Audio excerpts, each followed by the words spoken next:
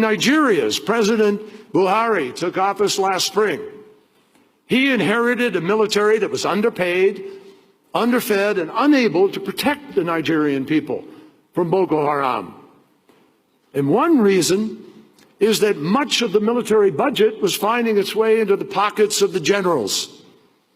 And just this week, we saw reports that more than 50 people in Nigeria, including former government officials, stole $9 billion from the Treasury.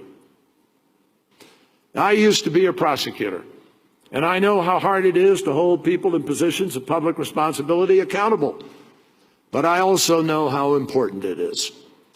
The fact is, there is nothing, absolutely nothing more demoralizing, more destructive, more disempowering to any citizen than the belief that the system is rigged against them and that people in positions of power are, to use a diplomatic term of art, crooks who are stealing the future of their own people. And by the way, depositing their ill-gotten gains in ostensibly legitimate financial institutions around the world. Corruption is a social danger because it feeds organized crime. It destroys nation states. It imperils opportunities, particularly for women and girls.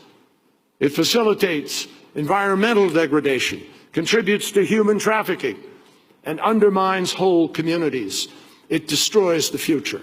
Corruption is a radicalizer because it destroys faith in legitimate authority. It opens up a vacuum which allows the predators to move in. And no one knows that better than the violent extremist groups who regularly use corruption as a recruitment tool. Corruption is an opportunity destroyer because it discourages honest and accountable investment. It makes businesses more expensive to operate. It drives up the cost of public services for local taxpayers, and it turns a nation's entire budget into a feeding trough for the privileged few. And that is why it is imperative that the business community of the world starts to demand a different standard of behavior, that we deepen the fight against corruption, making it a first-order national security priority.